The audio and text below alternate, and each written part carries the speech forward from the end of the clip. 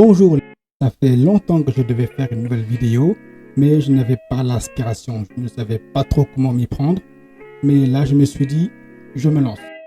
Pourquoi j'ai fait cette vidéo? Tout simplement parce que plusieurs personnes sur des groupes Facebook, Reddit, etc. me demandent comment j'ai fait.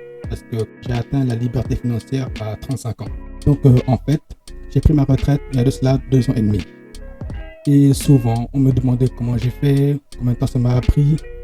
Et bon, vu que de plus en plus de personnes me demandaient ça, que ce soit mes amis, ma famille, sur les groupes Facebook, les groupes Reddit, donc je me suis dit, pourquoi pas faire une série de vidéos où j'explique comment j'ai fait ça. Il y aura plusieurs vidéos parce que je veux rentrer en détail. Je veux vous expliquer ce que j'ai fait, combien de temps ça m'a pris, qu'est-ce qui m'a poussé, comment j'ai eu la motivation, parce que ce n'est pas facile. Quand vous êtes là, vous travaillez pendant des mois et vous voyez qu'il n'y a pas de résultat, il faut réussir à se maintenir motivé. Alors, je vais vous expliquer comment j'ai fait pour rester motivé, les challenges que j'ai eu et ma routine quotidienne depuis que j'ai fait la retraite il y a de cela 2 ans et demi. C'était le jeudi 18 octobre 2018. Il devait être 14h, 14h30. Alors je me présente. Moi c'est Joachim. J'ai pris ma retraite à 35 ans.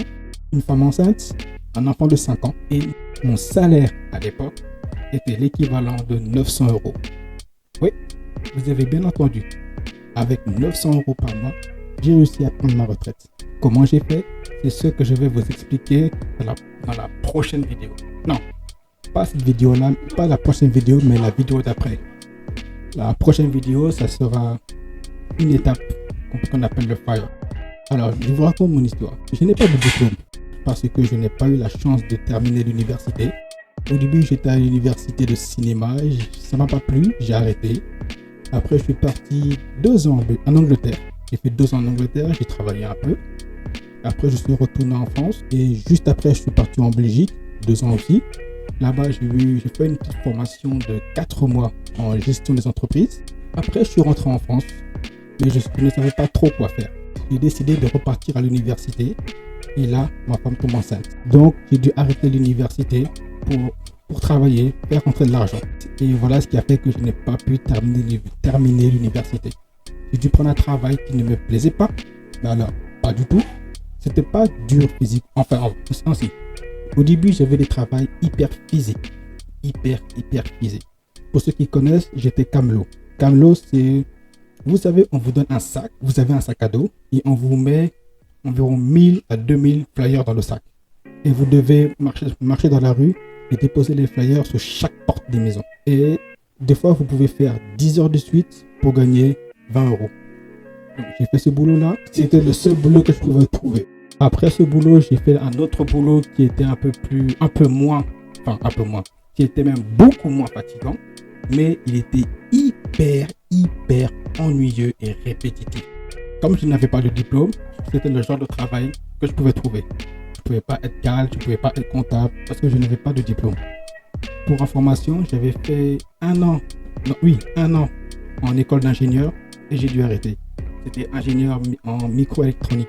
Donc tout ce qui est les circuits intégrés, les semi-conducteurs et tout ça. Mon deuxième travail, c'était peut-être mon 4e travail, mais les 3 travails d'avant étaient des travails tout autant physiques qui ont un rapport avec la distribution de la publicité. J'ai trouvé un travail qui était moins fatigant. S'il y a des joueurs de jeux vidéo sur PC parmi vous, vous devez forcément connaître Steam. Steam, c'est un game store où vous pouvez acheter des jeux sur PC. Et ma tâche consistait à vérifier chaque page des jeux. Par exemple, vous faites un jeu, vous voulez qu'il soit sur Steam, vous allez soumettre la demande pour être mis sur Steam. Nous allons analyser s'il n'y a pas de pornographie, pas de pédophilie, pas d'insultes, pas de haine. Et si les photos sont au bon format, si c'est bon, on dit OK, la page du jeu est valide. Si c'est pas bon, on va faire un rapport pour dire tel endroit faut changer, veuillez changer. Ça, c'était une des tâches. La deuxième tâche, c'était on devait prendre le jeu, lire la description du jeu et après tester le jeu pour voir si ce qui a écrit dans la description est dans le jeu. C'est-à-dire, si c'est écrit que c'est un jeu qui joue à 2, il faut que quand on joue, on puisse jouer à 2. Il faut regarder qu'il n'y a pas d'erreur de traduction, que les voix sont bien synchronisées avec l'image, enfin le son est bien synchro avec l'image, et patati patata. Certains vont trouver ça fun, mais faites-moi confiance que c'est hyper répétitif et hyper ennuyeux. Vraiment ennuyeux. Pour passer le temps, j'avais mes écouteurs parce qu'on avait le droit d'avoir nos écouteurs. On devait avoir nos écouteurs parce qu'on ne devait pas parler, mais on devait entendre le jeu. Donc moi ce que je faisais, je mettais YouTube en background et j'écoutais toutes mes émissions de motivation, entrepreneuriat, business et patati patata. La chance que j'avais, c'est que j'avais une horaire stable. Parce que cette compagnie, si vous voulez savoir, c'est VMC. Cette compagnie, vous n'avez pas d'horaire stable. Vous pouvez venir aujourd'hui et ne pas savoir si vous allez travailler demain.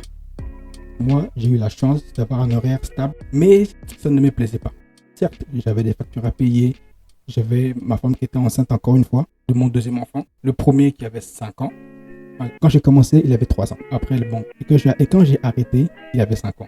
Les factures, le loyer, le transport, la nourriture, j'étais littéralement pris au piège. Je ne pouvais pas arrêter parce que je devais vivre. Et c'est ça qui fait que pas mal de personnes, bien qu'ils n'aiment pas leur travail, qu'ils n'aiment pas leur situation, ne cherchent pas à changer car ils n'ont pas le choix. Certains sont dans une zone de confort. Moi, ça ne me plaisait pas. Qu'est-ce qui s'est passé? Première leçon aussi. Même si vous avez des horaires fixes, ne comptez pas dessus. Parce que moi, j'ai été viré. Mes horaires ont sauté du jour au lendemain. Pour faire court, le jeudi matin, on m'a dit que j'allais être transféré. Et le jeudi soir, tous mes horaires ont été enlevés. Je vous expliquerai en détail qu'est-ce qui s'est passé dans la vidéo où j'expliquerai ce que moi j'ai fait pour réussir à arrêter. Donc, je vous expliquerai tout en détail. Là, c'est plus une introduction pour dire qui je suis, pour me présenter, pour voir que je ne suis pas Superman. Je ne suis pas un fils de riche. Je n'ai pas eu d'héritage, je n'ai pas gagné à la loterie, mais je l'ai fait.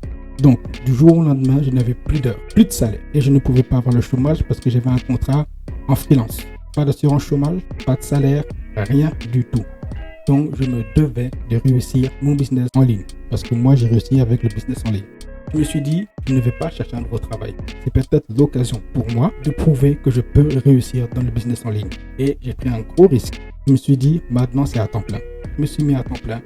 Et depuis ce jour-ci, je n'ai pas travaillé. Je ne subis plus les bouchons, plus le stress, jamais en retard.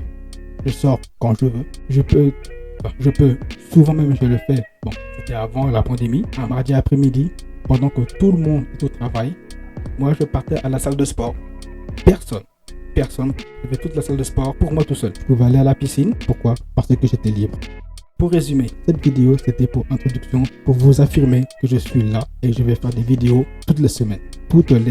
La première vidéo, la semaine prochaine, je vais vous expliquer un moyen de prendre votre retraite qui s'appelle le FIRE. F-I-R-E. Cette méthode est la plus facile à atteindre, mais c'est la plus longue et la plus rigoureuse, la plus contraignante. Elle n'est pas faite pour tout le monde, mais tout le monde peut réussir. Je vous expliquerai c'est quoi cette méthode et comment vous pouvez faire cette méthode. Mais ça ne vient pas du jour au lendemain. C'est long. La vidéo d'après, je vais vous expliquer ce que moi j'ai fait. Donc c'est le business en ligne. C'est beaucoup plus dur, mais c'est aussi beaucoup plus rapide. Moi, pour vous donner un exemple, à partir du moment où je me suis dit, j'ai décidé, j'arrête de travailler, je quitte mon travail, ça a pris 8 mois. De zéro à la retraite, 8 mois. J'avais déjà le mindset, j'avais déjà le goût de la prise de risque, le goût de l'aventure. Mais niveau finance, j'étais à 0. Niveau business, j'étais à 0. Si vous voulez savoir comment moi j'ai fait, abonnez-vous, likez la vidéo et cliquez sur la cloche pour recevoir les notifications de mes prochaines vidéos. Sur ce, ciao ciao.